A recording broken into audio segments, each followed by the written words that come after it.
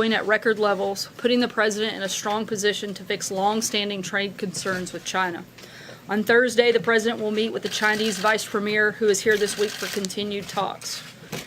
President Trump is committed to achieving greater market access for U.S. exports and better treatment for our farmers, ranchers, and businesses. Fair and reciprocal trade with China will boost long-term economic growth, not only in the United States, but globally.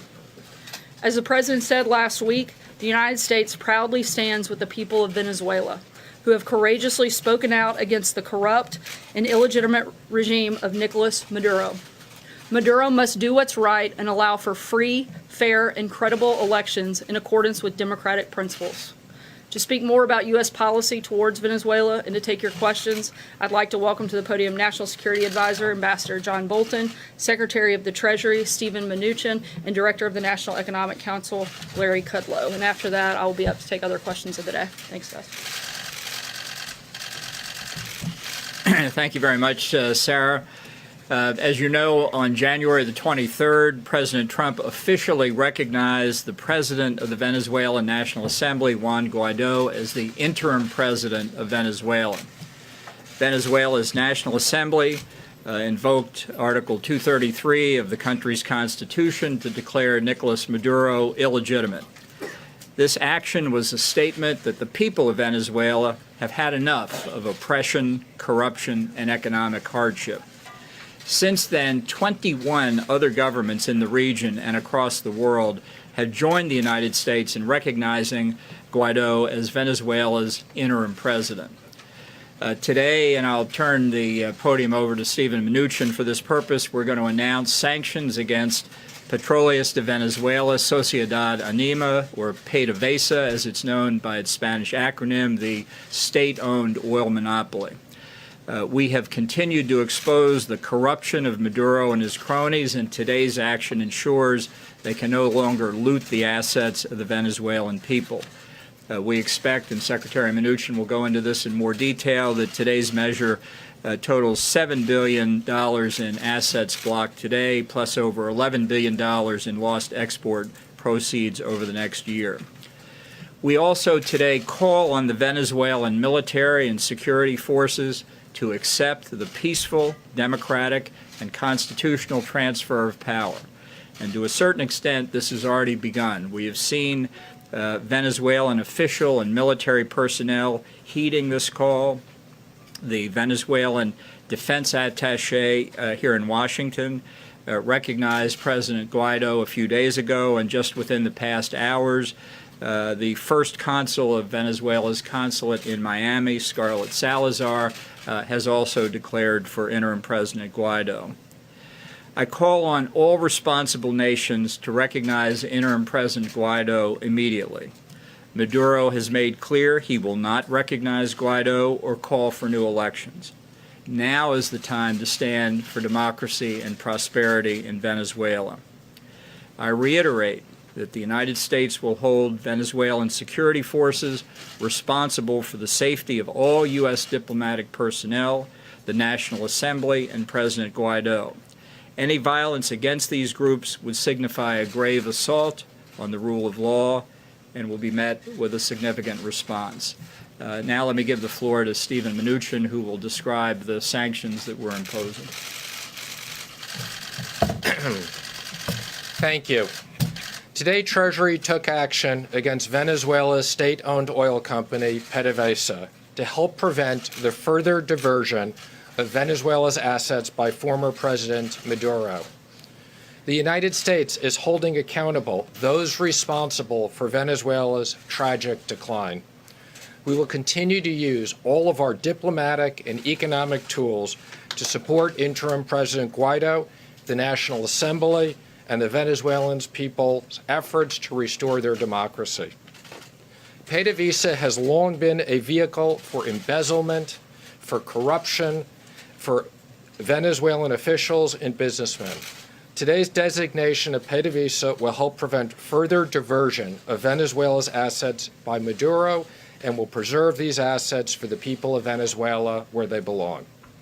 The path to sanctions relief for PDVSA is through the expeditious transfer of control to the interim president, or a subsequent democratically elected government who is committed to taking concrete and meaningful actions to combat corruption.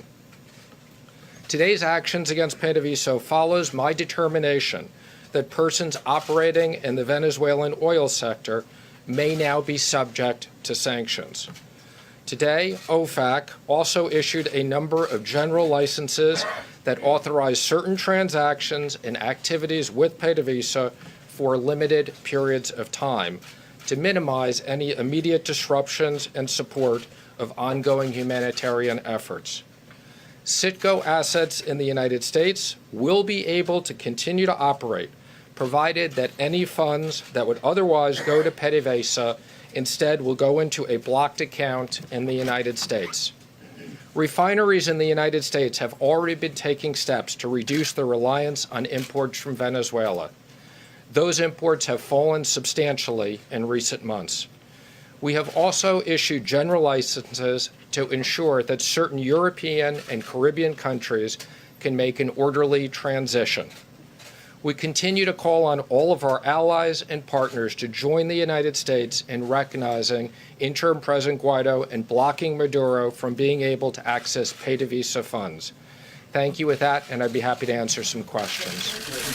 Ambassador Bolton, if I could, you mentioned the word significant response. How do you define significant response?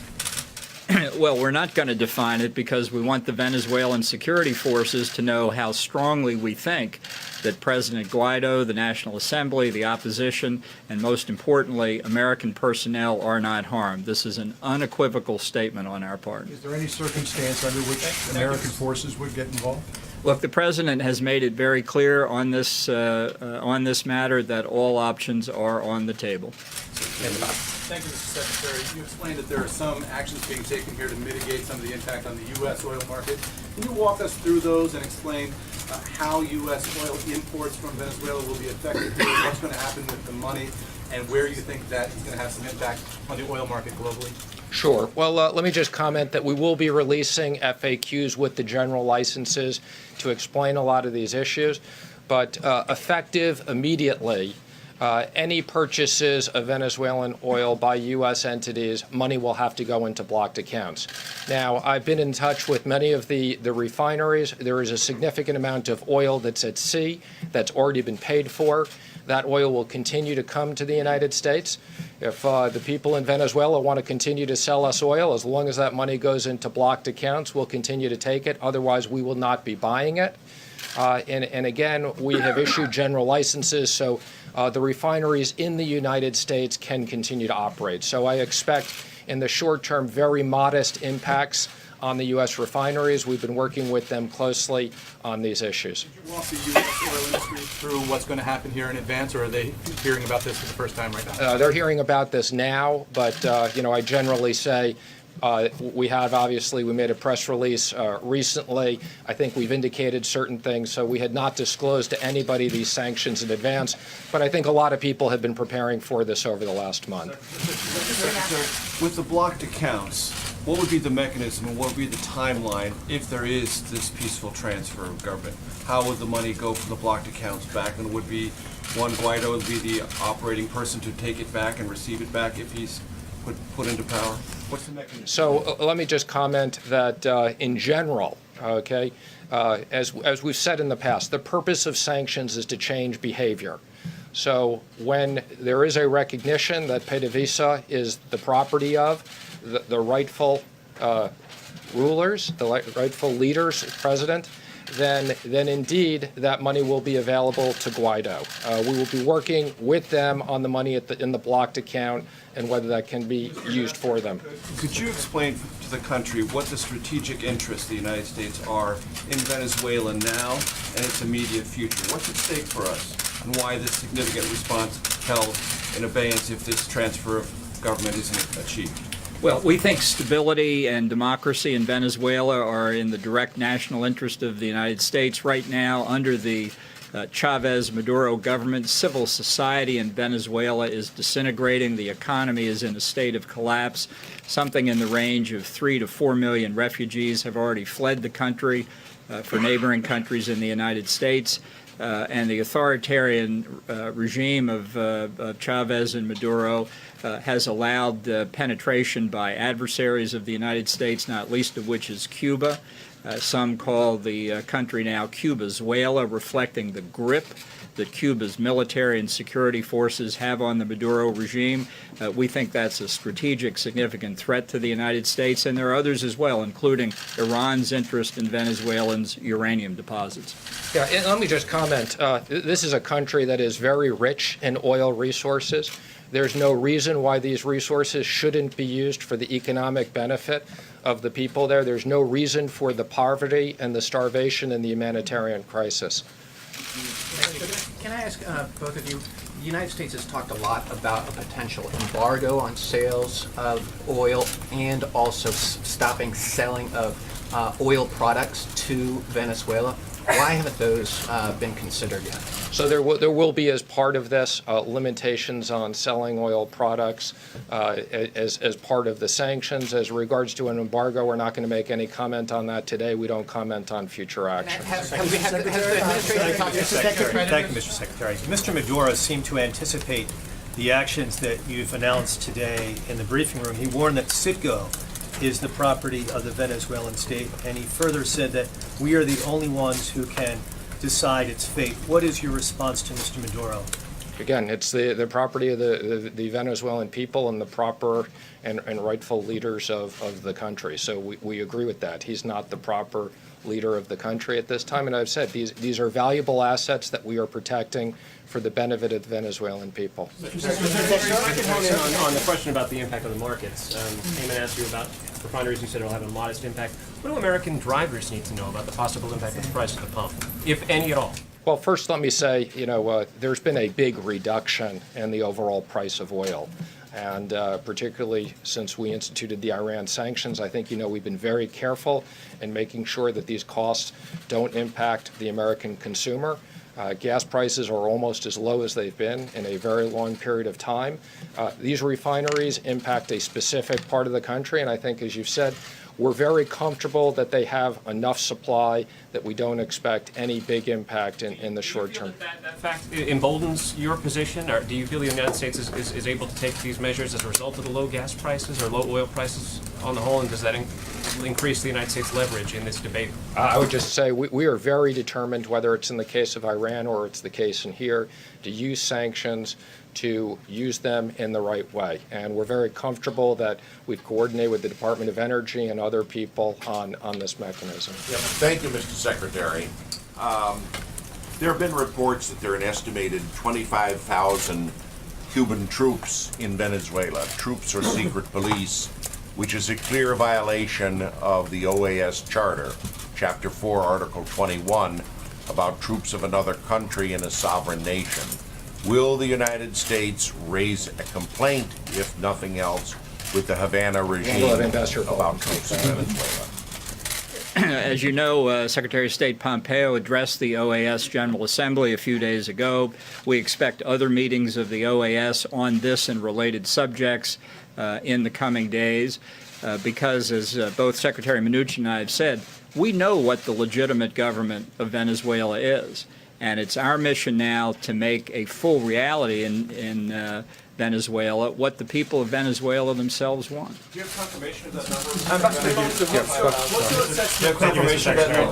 That's correct. We have you in the room here, if you don't mind me turning your attention to the talks that'll take place at the end of this week. A statement was put out just before you came out here, the talks with China. In your opinion, where does all of that stand right now? Are you comfortable with progress that's been made in the last couple of weeks? Larry Kudlow has said that the talks over the next couple of days will be determinative. Is that your assessment as well? I think we've had very productive conversations going back between the meeting between the two presidents, which was a very important time. I think, we sent a team over to Beijing. There were very significant discussions for that period of time. We've had conversations since then. Ambassador Lighthizer and I are looking forward to the 2 day of talks President Trump is going to meet with Vice Premier Leo He at the end of those. Now, let me just remind people, we do have another 30 days after this, so my expectation is that we'll make significant progress at these meetings, but I would just emphasize these are complicated issues. We have a timeline of how we've mapped out the 90 days. How much progress has been made in the last month, if you can sort of characterize it? Again, I would just comment that I think there's been significant movement, and we're working through what are still very complicated issues. Mr. Secretary, I want to go back to gas prices. Can you qualify and quantify? I understand that you're saying the gas prices are low now, but in the midst of this, with all of this that's happening with Venezuela, how long do you believe that the gas prices will move up to a modest impact on the oil industry? And can you quantify by how much? By cents, by tens of cents, or even by dollars? I mean, what is the modest impact that you're expecting? Sure. Well, let me comment that in general, I've said this before, markets are not always efficient. They move in different directions, so I want to be careful in not speculating on markets. I mean, I think kind of oil went up a lot right before the Iran sanctions. We were surprised that it went up so much. I think, President Trump had been on the phone with many world leaders and making sure there was ample supply. Prices came down. The U.S. is a big exporter of oil, so there's a balance here. But I think where oil prices are now reflect the supply and demand in the market. And as I've said, we're dealing with Venezuelan oil that is a rather modest part of our overall supply. Again, we're a net exporter of energy. We are particularly concerned that there were a handful of refineries that had a dependence on Venezuelan oil. I think they read the tea leaves. They reduced that dependence significantly along the way. Most of them have in the neighborhood of 10% or less of their dependence on Venezuelan oil. So I don't expect that people will see an impact on the gas pumps. Are you talking about sweet or sour crude from Venezuela? Sweet or sour crude? Again, I'm not going to get into all the specifics of the different oil markets, but let me just say that most of these refineries, this is about 10% or less. There's plenty of supply at sea that's already been paid for, so there's inventories. There's been excess oil. I'm sure many of our friends in the Middle East will be happy to make up the supply as we push down Venezuela's supply. But let me again just emphasize, the right outcome is a transition for PDVSA. The right outcome for the Venezuelan people is to have these companies rebuilt and to make sure that they get out of poverty. It's a complete tragedy to have the humanitarian crisis in a country that has very rich resources. Thank you, Mr. Secretary. Yes. No. Thank you. Ambassador Bolton, can I ask you a question, please? Wait, we were recognizing her, and then you can go Thank you, next. Mr. Secretary. On China, if you would just address what you believe is we've heard this word enforcement quite a bit. Is that being a priority for the administration during these talks? Enforcement will definitely be one of the topics that Ambassador Lighthizer and I have on the agenda. And I think this is pretty obvious, but we want to make sure that we expect when we get a deal that deal will be enforced. And I would say in the conversations we had previously with them, there's been an acknowledgement with China that they understand that. Now, the details of how we do that are very complicated. That needs to be negotiated. But IP protection, no more forced joint ventures, and the enforcement are three of the most important issues on the agenda. Ambassador Bolton, has the President spoken directly with President Guaido? And if so, I beg your pardon, can you start that over again, please? Sure. Has the President spoken directly with President Guaido? If so, can you summarize that conversation? And how safe does the President believe our diplomats are currently? The Vice President has had several conversations with Interim President Guaido, including most recently the night before we granted recognition. He'll be meeting with Interim President Guaido's ambassador here in the near future. In terms of American official personnel, has been an absolute top priority for President Trump, the Vice President, Secretary Pompeo, and myself. We have drawn down significantly personnel at the embassy. All dependent personnel are gone. We believe we are now prepared as we can be. We're reevaluating the safety conditions at all time, and it's why we have said we've presented credentials to Interim President Guaido. We recognize him as the legitimate president.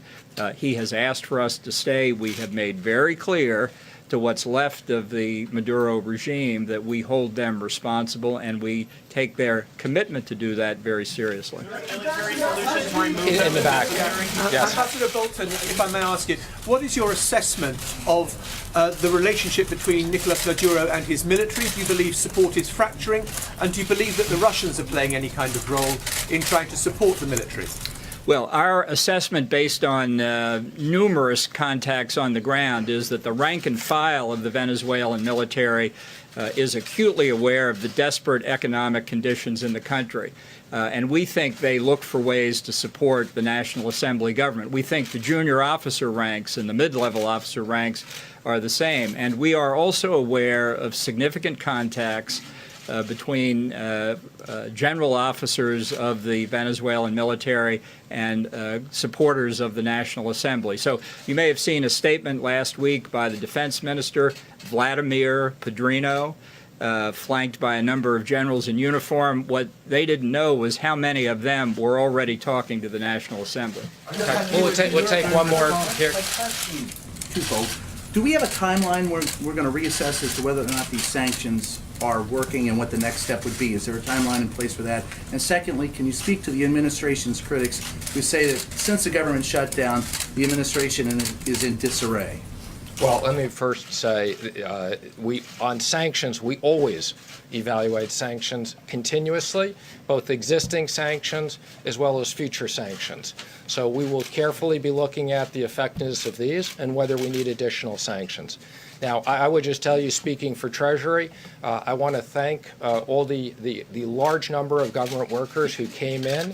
I will tell you, as it relates to specifically the sanctions area, people have been working round the clock, and we couldn't have gotten this done without the enormous support of all the people who came in. So quite the contrary, we weren't in disarray. Again, I want to thank all the important people who helped out on this. Mr. Secretary? Very briefly, I'm going to have Larry Kudlow come up, give a quick economic update, take a couple questions on that, and then I'll be back up for the rest of the questions for today. Good, thanks. I'll just say, as I have for a while, that I still think the economy is very strong. I know there's some disagreements, but I think as the numbers shake out, the Commerce Department is reopening. We're going to get a GDP report probably next week. We'll get a jobs report this Friday, so that'll work out. Based on things we've talked about here, unemployment claims low, industrial production strong, business investment strong, holiday sales very strong. I still think we're on a 3% trend line growth rate, and I'm proud of that. I think that the program of lower tax rates and regulatory rollback and opening up energy and so forth is working and is continuing to work. And I think, frankly, the optimists, the guys that took the over, are going to be right. Yes, Major. Do you consider valid the estimates that the shutdown cost the U.S. economy between $8 billion and $11 billion? You know, I looked at them. I think you're referring to CBO numbers that came out today. We frequently disagree with CBO. With all respect, they're doing the best job they can. I get that. No, I don't. I won't acknowledge any of that right now. And you know, in a $20 trillion economy, it's awfully hard to make even the best guesstimates of those kinds of small fractions of numbers. That's what you're looking at here. Let's see how it rolls out. We'll get a GDP report in about a week for Q4. It'll take longer for the first quarter. As I've said many times, I think you have just a whole bunch of very temporary factors. And now that the government is reopened, the switch goes right back on. There's certainly no permanent damage to the economy. So I just, again, with the greatest respect to my friends at CBO who often disagree with us and do not acknowledge the importance of our pro-growth tax cuts, just to put an editorial in, no, I don't really agree. Sorry. Can I follow up and just say, from your economic perspective, how disruptive was this? Not at all? Look, the hardships for individuals was always the key problem here, in my judgment. And as Steve Mnuchin said and others, you know, I'm glad we're back to work. I'm glad all the federal employees, I'm glad all the people furloughed, TSA, you can go right down the line. I think those individual hardships were the biggest issue, and I think everybody's glad we can reopen and put folks back to work. Regarding the macroeconomy, Major, I don't think it was a factor. I just don't. So Larry, if the negotiations did not bear fruit and the government shuts down again, you have a lengthy shutdown, reopening, and then another shutdown, could that compound any economic effect or hardship effect on these federal employees? Yeah, I just don't want to speculate on what ifs. We've got a process laid out here. Let's see if it bears fruit. I just don't want to speculate on any of the what ifs. Again, the state of the economy, to me, my colleagues, Kevin Hastings and so forth, looks very strong. And I don't think that was disrupted. I don't. I know things have been written in their individual hardship cases. Again, I'll repeat that. But in the aggregate, the numbers we saw, low unemployment claims, unbelievably strong same-store retail sales, the industrial production number from the Federal Reserve, where business equipment went up for the 7th straight month. Just a scattered look at all those kinds of data points suggests to us that we're still in a very strong mode right now, and I use the 3% as our longer-term view, but I also think it's going to pan out in the short run. So we will see. Yes. The Chinese talks this week, is it possible we'll see the framework for a deal emerge? I don't want to say anything on that. Secretary Mnuchin's correct. I don't want to make any predictions on that. These are very difficult, very, very important. The only comment I'll make is, and I've said this before, the scope of these talks will be the broadest and deepest in U.S.-China history.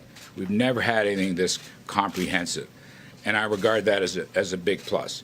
How these things are worked out, we'll have to wait and see. The president has expressed some, I would say, guarded optimism about the talks. Li Yuhe is coming with his top people, and that's very important, and our top people will be negotiating.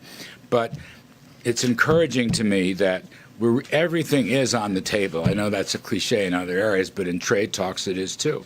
Having said that, I do want to reiterate, I don't recall whose point it was, enforcement issues will be very important. And I know Ambassador Lighthizer has said that, and it's a key part of this discussion. Yes. Yes, sir. Do you favor government contractors who are furloughed also getting back pay? I'm not sure how. Some of them do. I think the defense-related ones will, but I'm not sure. I'm not an expert on that. I'd have to go and check that. I'd have to take a look at the scope of it. I honestly don't know. Yes. Hey, Larry, and I want to get back to the CBO because they also looked at projections over the next decade, in which they said the deficit for fiscal year 19 is going to be roughly $900 billion, starting in 2022, $1 trillion year after year after year after that. 2029, 93% debt to GDP, and they say it is simply unsustainable, the path that we're on. Does the White House agree with that? And if it is unsustainable, is the White House planning to do anything to change it?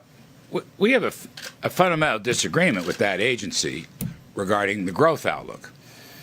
Economic growth is the single biggest factor in compiling any of these numbers. So they have had a very low growth estimate in response to Trump policies on taxes and deregulation, and we've had a much higher one. About a 1 percentage point differential, more or less. We're at 3, they're at 2, more or less. So the differential over 10 years is very significant. It could be as much as $3.5 trillion in deficit reduction if we are right. All I'm saying is that in the first 2 years of the Trump administration, our view has essentially been correct, and their pessimistic view has essentially not been correct. Now, again, I'm not here to rail on against CBO. They have a point of view. We have a different point of view. They're professionals, and I respect that. But that's the single biggest difference. Now, I would say one other matter. We anticipate a very strong, tough budget coming out to hold down spending. The President has talked about this. At least 5% reduction in the non-defense accounts across the board, and I think that's going to help. And then finally, my own view has always been economic growth is absolutely essential to reducing the deficit share of GDP, which is the burden on the economy. And if you look at our numbers, which are moving somewhat but not enormously, we anticipate a much lower deficit share of GDP. And that's probably another reason we disagree. Thank you, Larry. Today, both Caterpillar and NVIDIA said that a slowdown in demand in China is negatively impacting their businesses. Is the administration at all worried that it's putting too much pressure on the Chinese economy and that it could boomerang and negatively impact the U.S. economy? That is, a slowdown there could spread to a slowdown here? Well, look, we're the kind of trade openings that we're talking about and other structural factors are all pro-growth. Every one of them. If the trade negotiations, turn out positively, insofar as lower barriers, let's say, and much better treatment of private property rights, and as Steve Mnuchin said before, very important, ending the forced transfer of technology, things like that. Look, we will export. I believe this strongly. United States, give our people the chance to sell to China. We will export a ton. Our export sales will roar, and it'll be much greater if they open their markets. And that's going to help China's economy, and it's going to help our economy. I've always believed that. And the question here is fairness and reciprocity, as the president has emphasized. I completely agree. But it's also a matter of economic growth. Lower barriers. United States, in my judgment, is the most competitive economy in the world today. We are the hottest economy and the most competitive economy. I think the Davos survey just pushed us back to the #1 spot. We're proud of that. So the China talks, what's at stake here, I think, is the possibility of spreading prosperity, frankly, in both countries, all right, along with the need to make, legal reforms and reciprocal reforms. We got time for one more? Yes? You talked a moment ago about hardships people felt Yes. during the shutdown. Yes. So if at the end of 3 weeks, by February 14th or February 15th, if there is no deal, will you counsel the president not to shut the government down again? I just don't want to make any comments on that. We will see what happens. As I said before, there is a process. See if it works. Not my place to say that. Thank you. Appreciate it very much. Thank you. Tough group to follow, but I will give it my best shot. John, go ahead. Thank you, Sarah. Is the president really willing to go through another shutdown if he can't get any money out of the Democrats for the border wall? The president doesn't want to go through another shutdown. That's not the goal. The goal is border security and protecting the American people. Ideally, Democrats would take these next 3 weeks to negotiate in good faith, as they've indicated that they would, and come up with a deal that makes sense, that actually fixes the problem, so we don't have to go through that process. Well, what does he say to those like Republican Rob Portman and others who say that a shutdown should be taken off the table? In fact, to pass a law that basically says that shutdown can never be an option in the future. Would the president support that? Just take this off the table? Look, I'm not going to get into the hypotheticals of taking that off the table. I haven't seen a piece of legislation for us to even consider at this point that would make that a reality. But what I do know is that the president is committed to fixing the problem. And it's pretty simple. We have 3 weeks to work with Democrats. As the president's indicated on a number of occasions, they could get this done in 15 minutes. We agree on the fundamentals that border security is important. We agree on the fact that there is a problem and we should do something about it. So let's spend some time over the next 3 weeks. Let's get it done. The president's opened the government on the basis that Democrats have signaled to us that they're willing to actually get serious about a real deal and get serious about fixing the problem at the border, including funding for a border wall. The president's proposals for protecting the Dreamer children, some of the other concessions he made in his immigration speech, are those still on the table? Look, I'm not going to negotiate here. That's why they have the conferences for congressional members to work through some of those things, come back to the president with a deal. The president has laid out things in the past that he's willing to do. We'll see what they come back with. But what I do know is if they don't come back with a deal, that means Democrats get virtually nothing. That will make the president and force him to have to take executive action that does not give Democrats the things that they want. So this is a perfect time, and the table has been perfectly set by the president in order for a good deal to come together where everybody gets a little bit of something they're looking for. Josh. The president has described illegal immigration, unchecked illegal immigration, as a perilous threat, and has said that they're taking American workers' jobs. Can you explain why the president hired and employed so many undocumented immigrants at his clubs for years and didn't do more to prevent them from staying employed and working there? Look, I can't get into specifics about the president's organization outside of the White House. I'm only allowed to speak on behalf of the president in his official capacity. I do know that the Trump organization has put out a statement addressing that issue. I would refer you to that and to them for further questions. John, what does the president think? What does the president think should happen to a business that employs illegal immigrants and doesn't use systems to check and make sure they're not doing that? I think that's one of the reasons that the president wants to actually fix the problem. He's one of the people that's identified the fact that we have a problem and we should fix our immigration system. If Democrats want to get serious about fixing that, they have a president that's more than happy to sit down with them and do exactly that. John? Since I know so little about this, let me ask you a couple of questions to see if I can educate myself. Well, at least we're in further. agreement on something. Senator Joe Manchin. Everybody's Senator Joe Manchin said yesterday that if the president were to move further on DACA and offer at least a path to status, if not a path to citizenship, he'd likely get more Democrats to come to his idea about the need for a border barrier. The president has been resistant to going any further than offering 3 years of more protections. What's the reason why the president doesn't believe that DACA recipients should have a path to status? Again, I'm not going to negotiate up here. That's the reason that they're going into conference. Why he doesn't believe that they deserve or should have a path to status? Again, I'm not going to get into negotiating immigration reform up here. That's why we have the conference. That's why the president has asked that that take place over these 3 weeks, whether or not that happens during this time or after. The focus of this right now is border security. We'd like to see that happen.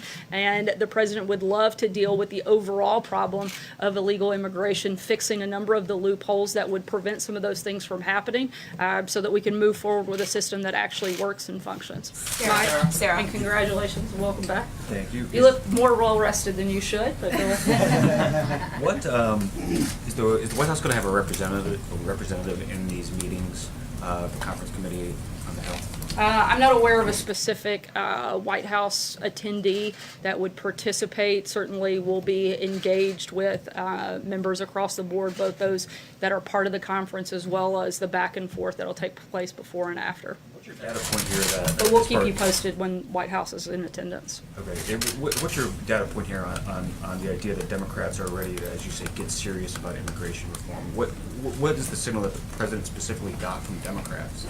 We've had a number of Democrats that have both publicly stated support for border security, including a wall, including barriers. We've also had a lot of private conversations in which Democrats have signaled their willingness, if the government is open to sit down and negotiate. The president is taking them at their word and hopes that they'll negotiate in good faith, and we hope that we'll see that happen. Jordan? Thanks, Sarah.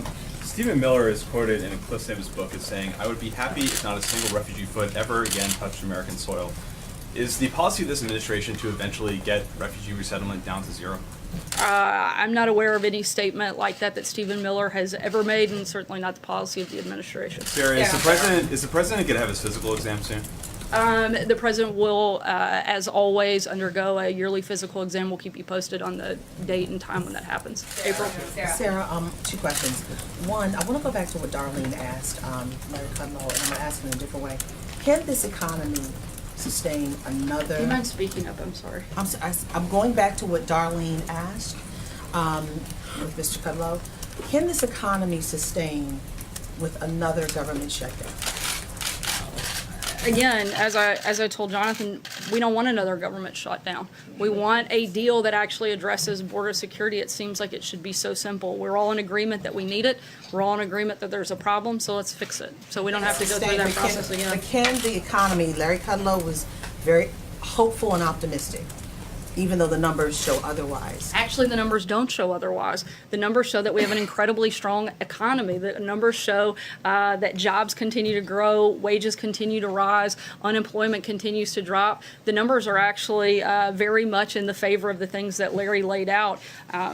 Again, do we want another shutdown? No, but the president and his team have focused on long-term economic stability, long-term economic fundamentals, and we think that if we had to, we could sustain that, but certainly we don't want to. That's not the goal. My last question. Go ahead. So, there are several people that are now indicted that have some kind of connection to either the campaign or the president. Have these people tried to make contact with the president via their mutual friends? I'm not aware of any contact from those individuals. John? Thanks a lot, Sarah. On the State of the Union address, it was supposed to take place tomorrow night. I know that House Speaker Pelosi said that she would extend an invitation to the president once the government has reopened. It's reopened. Has she extended an invitation to the president? Do you believe, Sarah, that she's acting in good faith in this regard? I certainly don't think she acted in good faith on the front end, considering she cited security concerns that didn't exist, but we're certainly hopeful that moving forward in the future that she will. The president, as he always does, looks forward to addressing the American people, and we'll do that as soon as that invitation is received. Francesca?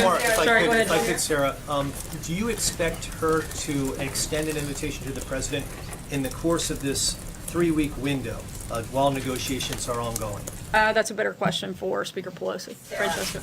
Thank you, Sarah. You're not exactly ruling out another shutdown, and many federal workers who came back today are concerned that there could be another shutdown. What's your advice or message to them in this 3 weeks? Should they be saving their money? Should they be concerned that they might not get another paycheck so soon? My advice would be to call your Democrat members of Congress and ask them to fix the problem so that we don't have to continue having this process, and so that we actually secure the border and protect American citizens.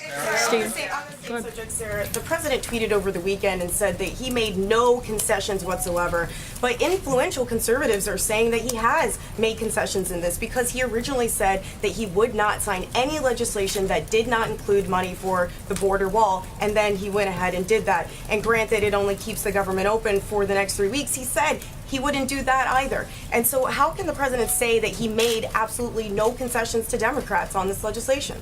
Because the negotiations are still ongoing, and I would argue that conservatives that actually have influence have supported the president throughout this process. They believe in border security. They believe in protecting Americans, just like the president, and they stand with him. Again, this is a simple fix. It's easy for Democrats to sit down and come to an agreement and work with us to get border security. John? Yeah, thank you, Sarah. The president has spoken increasingly of declaring a state of emergency after February 15th and using funds already there for the building of the wall under the aegis of national security and homeland security. Several conservatives who are normally supporters of the president warn not to go in that direction, that it would create too many problems with federal authority interceding with state authority. President Bush in 2005 wouldn't declare a state of emergency over Katrina because he did not want to get into that argument with governors. Has the president considered this and the criticisms and warnings of fellow Republicans, notably Senator Blunt of Missouri? Certainly the president listens to members of Congress as well as constituents across the country, but the president's number one duty and the number one responsibility he sees as commander-in-chief is protecting the American people. He sees the crisis at the border to be a real one. I don't think anybody in the country can argue the fact that there is a real problem at our border. It needs to be fixed, and the president's going to do what it takes to address it. Callie? Thanks. I have a question for you on the shutdown, but first I want to ask, has the president ruled out a pardon for Roger Stone? I'm not aware of that. Haven't had any conversations regarding that matter. Will you discuss it with him and let us know? I'm not going to get into that at this point, but if need be, we'll let you know. You talked about the possibility that the president may use his executive authority. He has put that option on the table many times, most recently Friday in the Rose Garden. If the president truly believes that what's happening is an emergency, why would he wait 3 weeks to declare it? Because it's real simple. As the president has said, as most of us in the administration have said on a number of fronts, the best fix is to be able to do it legislatively. But if Congress, particularly Democrats in Congress, would rather play political games and actually do their jobs and fix the problem, then the president will be forced to take a different path. Again, ideally that doesn't happen, but we'll see what happens. Legally, it's either an emergency, Sarah, or it's not an emergency. You can't can't have a half emergency, right? No, So which is you're missing the point. It is not just an emergency, it's a crisis at the border, both a national security and a humanitarian crisis. But there's a process in which the president wants to exhaust all options, primarily doing what we feel is the best one, which is a legislative fix. But if Congress doesn't do their job, then the president will be forced to make up for all of their shortcomings. Major. Two questions, Sarah. You talked about what you're not going to negotiate. I'd like to ask you, is the $5.7 billion request from the president non-negotiable? Again, I'm not going to negotiate from here. That's the whole point of the conference, is to iron out those details and come back to the president with a deal. At the end of the day, the biggest thing that has to happen is there has to be real and adequate funding for border security, including funding for a wall, and we'll see what the conference comes back with. That could be a number of possibly less than 5.7. Again, Major, I'm not going to negotiate with you. That's not my role. My job is to communicate where we are in the process, and right now we're in the process of letting the conference do its job, negotiate a deal, and come back to the president. Say your name. Thank you, Sarah. Two questions. Thank you, Sarah. Two questions for you, if I may. First, on the government shutdown, the president made several promises to families, particularly those who've been affected by crimes committed by illegal immigrants, that they would have a wall at the end of this government shutdown, at the end of this promise. Can he maintain that promise that there will be, to those families, that there will be a wall on the southern border by the end of his first term? Again, as you know, the president and his administration have engaged and built roughly 100, or contracted to build roughly 115 miles of the border. This 3-week package that just passed, that Democrats actually voted for, included over $200 million in funding for the wall. And the president's not going to stop until the border is secure, and that includes having a border wall. Another question for you on Afghanistan. There's talk in Afghanistan by the U.S. envoy of a deal that would basically pull U.S. forces out of the country in exchange for a guarantee from the Taliban that there will be no terrorists who remain in the country. Is that a plan that has the White House's support? Is the president support that sort of plan? And would that be a victory for the United States after almost 17 years of war there? Our priority is to end the war in Afghanistan and to ensure that there is never a base for terrorism in Afghanistan again. Negotiations are going to continue. For anything specific, I can't get into that right now, but I refer you to the State Department beyond that. Krista. Sarah, thank you. Just to follow up quickly on your answer to Hallie, you said, I'm not aware of that, when asked if the president had ruled out a pardon for Roger Stone. So does that mean he hasn't ruled out a pardon? Again, I'm not aware of any conversation even regarding that or a need for it. Can you guarantee, Sarah, just to follow up, can you guarantee that the president won't pardon Roger Stone? Again, I'm not going to talk about hypotheticals that are just ridiculous of things I haven't talked about. Said that it would be a crime to be in discussions with WikiLeaks. Never thought I would be shutting down one reporter to go to Jim Acosta, but here we are. Marco Rubio said over the weekend, Sarah, that working with WikiLeaks should be considered a crime. Does the president agree? I'm sorry, I didn't hear the last part. Marco Rubio said over the weekend that working with WikiLeaks should be considered a crime. Does the president agree? Look, I think every single outlet that you all represent looked for and searched for information that WikiLeaks was providing, including reporting on it. So I think there's a responsibility by members of the media. I'm not aware of anybody here ever working with WikiLeaks in any capacity, but I do know that every individual that represents a media organization here looked for that information. Most of you reported on that information, so I think you're just as accountable as anybody else in that process. Jim, go ahead. If I can jump in. Roger Stone last week, Paul Manafort, Michael Cohen, Michael Flynn. Are you concerned, is the president concerned, that as more and more of his associates, former aides, are brought into this investigation, are indicted, plead guilty in this investigation, that this presidency is in danger? Not at all. In fact, I think nothing could be further from the truth. The more that this goes on, the more and more we see that none of these things have anything to do with the president. In Roger Stone's case, the charges of that indictment have literally nothing to do with the president and have to do with his communications with Congress. So, in fact, I think the further we get into the process, the more and more we see that this has nothing to do with President Trump. I'll follow up on that, Sure. if I may. Can you assure the American people that during these conversations that Roger Stone had with WikiLeaks and individuals who were tied to the dumping of that material, that at no time the president had any interactions with Roger Stone that nobody close to the president had interactions with Roger Stone, who may have told the president what was going on in those conversations. All of this, when it comes to Roger Stone, is a complete surprise to the president. He didn't know about any of this. Is that what you're saying?